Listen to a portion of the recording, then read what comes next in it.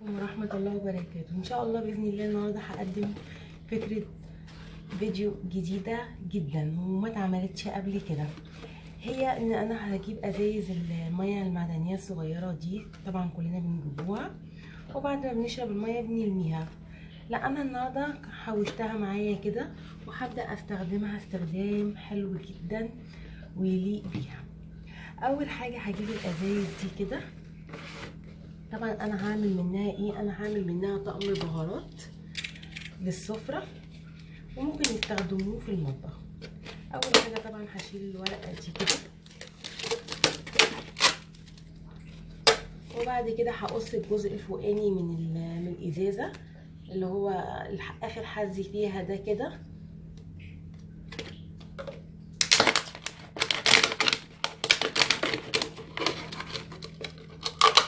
وهسويه طبعا، وهاخد اخر جزء في الازازه اللي هو يعني تاني حز بالظبط كده.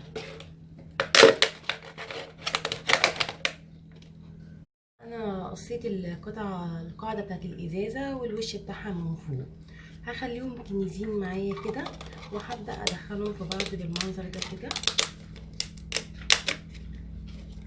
طبعا انا مش هستخدم مسدس الشمع خالص في الفكره دي، لان الازاز ده الازايز دي بتبقى خامتها ضعيفه جدا، فلو استخدمت المسدس هيسيح لي الازازه.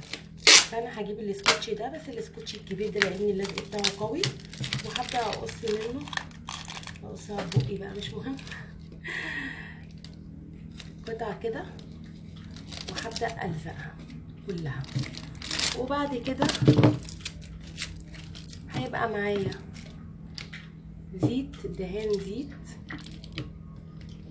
ده ابيض بس انا حطيت عليه نقطة احمر فاعطاني درجة البينك كده، الدرجة دي كده. كل واحد طبعا على حسب ذوقه في درجات الالوان. وده شريط اورجانزا عندي، وده شريط استراس كده، قطعة استراس بقى عندي، بس هو ده اللي هيكون الزواق بتاع الطعم. هبدأ ادهن الازايز دي.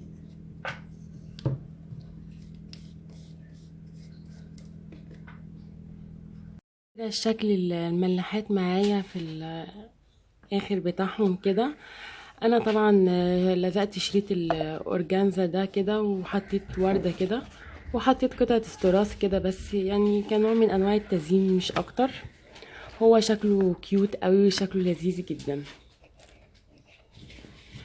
انا طبعا الورده ديت انا كان عندي مشمع بتاع ترابيزات مطبخ، فعجبني قوي في وحدات الورد دي، فقصيتها ولزقتها. هو يعني شكلها حلو، مشي مع لون البامبي. وطبعا الغطا من فوق انا جبت مسمار وخرمت الغطا كده عشان خاطر لما يتحط ملح او فلفل نقدر نستخدمه. طبعا هو شكله زي الجاهز بالظبط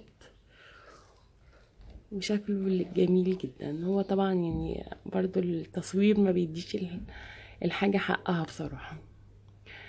يا رب الفكرة تكون عجبتكم، ولو اول مرة تشوفوا القناة يا ريت ما تنسوش تعملوا اشتراك في القناة، ويا ريت تنسوش تعملوا لايك. والسلام عليكم ورحمة الله وبركاته.